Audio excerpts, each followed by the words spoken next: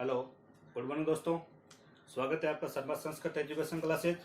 आज हम एक नया चैप्टर ले रहे हैं। उस चैप्टर का नाम है उपसर्ग। क्या है? उपसर्ग। उपसर्ग क्या होता है हम देखते हैं। उसके अर्थ, विच्छेद, परिभाषा और कितने प्रकार के होते हैं और कहाँ कहाँ इसका प्रयोग किया जाता है।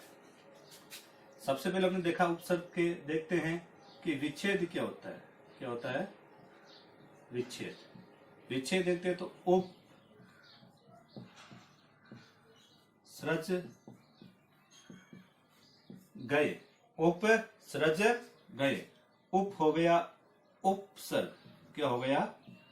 उपसर्ग। सृज हो गई धातु और गए हो गया प्रत्यय। क्या हो चुका है? प्रत्यय। सामान्य इसकी परिभाषा देखा जाए, परिभाषा के वह शब्दांश जो किसी धातु के आगे लगकर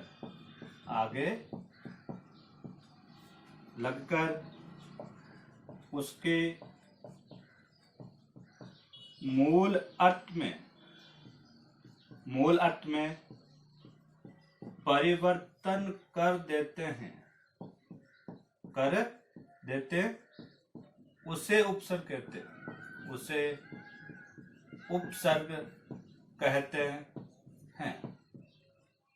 संस्कृत में परिभाषा देखी जाए तो होती है इसकी कि उपसर्गः क्रियायोगः। उपसर्गः क्रियायोगः के उपसर्ग क्रिया के योग में ही होते। क्रिया का मतलब है धातु। जैसे ये हो गई एक सृज का मतलब होना, धातु हो गई तो धातु के आगे ही लगेंगे, पीछे कभी नहीं लगेंगे। तो हम कह सकते हो कि क्रिया के योग में उपसर्ग होता है। क्रिया के योग में उपसर्ग होते हैं। हाँ, आगे हम देखते हैं इसके उपनाम। उपसर्ग के उपनाम कौन कौन से हैं? तो नंबर 1 दो उपनाम आ रहे हैं। नंबर 1 आ रहे हैं परादेय, कि हम इसको परादेय भी कह सकते हो। तो हम इसको कह सकते हो परादेय का होता है प्रे, प्रा आदि जो शब्द हैं, जैसे 22 उपसर्ग होते हैं, इस प्रकार के सबसे आगे ही लगेंगे। और दूसरा अर्थ आ रहा है इसका गतिश्च। गतिश्च भी उसको कहते हैं। तो हम कह सकते हैं कि उपसर्ग को परादेय भी और उपसर्ग को गति भी कह सकते हो। लेकिन उपसर्ग का प्रयोग कहाँ होगा? क्रिया के साथ ही होगा। जैसे समझा देता हूं मैं।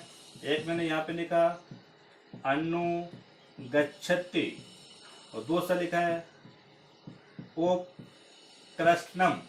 यहाँ पे भी उपसर्ग है, यहाँ पे भी उपसर्ग है, लेकिन यहाँ पीछे क्या है? क्रिया नहीं है। क्रिया नहीं। और यहाँ पे पीछे क्या है? क्रिया है। तो ये तो क्या हो गया? उपसर्ग हो गया। और ये उपसर्ग नहीं है तो ये क्या है? अवयव कहलाएंगे। सूत्र के माध्यम से हम देखते हैं तो क्या होता है। तो आइए हमारे साथ। तो लिखा है उपसर्गेण धात्वर्ते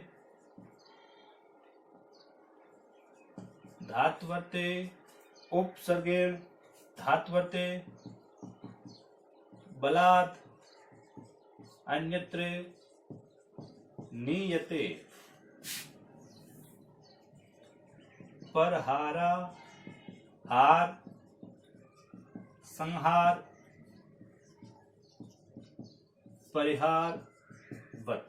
तो हम इसके माध्यम से समझे कि ये होता क्या है। तो आइए हमारे साथ कि उपसर्गेण धात्वर्ते मतलब धातु के अर्थ में, बलात् अपने बल से, मतलब धातु के अर्थ में अपने बल से, अन्यत्र किसी दूसरी क्रिया को, नियते अपने पास में लाना, अपने पास में लाना ही उपसर्ग कहलाता है। जैसे मान लो मैंने लिया था यहाँ पे हरे, हरे क्या है? क्रिया है। तो हम देखते हैं पूरे पूरे प्रहार, संहार, विहार, परिहार, वट यह शब्द कैसे बनते हैं।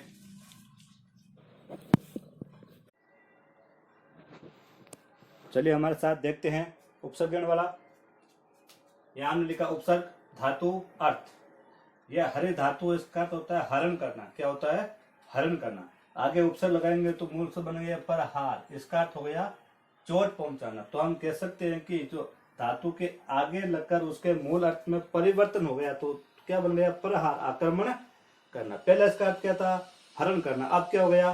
चोट करना। उसी प्रकार वे लगाया तो बन गया विहार। पहले हरण करना था लेकिन अब क्या बन गया? इसका भ्रमण करना। तो आगे हमने मान लो सम लगाया है तो सम का होता है संहार, तो इसका अर्थ हो गया विनाश करना। आगे हमने आ उपसर्ग लगाया, आ का होता है आहार, आहार का अर्थ हो गया भोजन करना। तो परि लगाया तो परिहर, तो क्या बन गया? परिहार, इसका अर्थ होता है बचाव करना।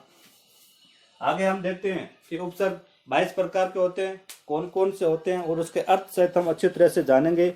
ओके, देखते हैं कि उपसर्ग कितने होते हैं। तो हम देखते हैं उपसर्ग 22 होते हैं। कितने होते हैं? 22 होते हैं। हम लिख सकते तो द्वाविंशति, द्वाविंशति, द्वा का मतलब 2 और विंशति का मतलब हो गया 20। 2 और 20 कितने हो गए? 22। तो हम देखते हैं कौन कौन से उपसर्ग होते हैं। नंबर 1 गिनती करेंगे, कैसे लिखो? प्रे, प्रा, उप, सम, अनु, प्रे, प्रा, उप, सम, अनु, आव, निस, निर, दुस, दुर, वे, आ, ने, वे, आ, ने, अधे, अपे, अधे, अपे, पते, अनु, सु, उत, उत, अभे, और हम सबसे परे, ओ, परे, ओ, और हम आ भी कह सकते हो। आम का मतलब होता है आ उपसर्ग, हम कहेंगे आम उपसर्ग। इस प्रकार हम कह सकते हो। उपसर्ग कितने होते हैं? 22 होते हैं। अब ध्यान रखिए कि किसी शब्द के आगे परे, परा, उप, सम, अनु, आव, निस, निर, दुस, दुर, वे, आ, ने, अधे, अपे, पते, अनु, सु, उत, अभे, परे, उप, ये सारे आते हैं तो वो क्या कहलाएंगे? उपसर्ग कहलाएंगे। विशेष ध्यान रखेंगे, सम के अंदर में हलंत आएगा, निस और निर, ये विशेष ध्यान रखेंगे। यहाँ पे यह निस और यह निस नहीं आएगा। और यह भी ध्यान रखेंगे, यहाँ पे आधा रे आएगा, या नहीं है लेकिन विसर्ग नहीं आएगा। इस प्रकार के ये नहीं विसर्ग नहीं आएंगे। और यहाँ पे विशेष ध्यान रखेंगे, दुस और दूर, दुस और दूर, यहाँ पे से वो जो सड़क वाला है यही आएगा, दूसरा से नहीं आएगा। और हम आगे हमने इसका प्रयोग किया था कि जैसे यण संधि, यण संधि हमने पढ़ी, उसके अंदर कौन कौन से उपसर्ग आए थे? अधि, अपि, अभि, परि, सु, प्रति, अर्थात ई और उ वाले जो हो गए, एक आ रहे हमारे अनु, क्या आ रहे हैं? अनु, ये वाले शब्द यण संधि के अंदर प्रयोग होंगे। इसी प्रकार हम देखते हैं कि उपसर्ग कितने हो गए? 22 प्रकार के हो चुके हैं। और हम आगे भी इसका पूरे के पूरे प्रयोग के माध्यम से समझ सकते हैं। ओके, धन्यवाद।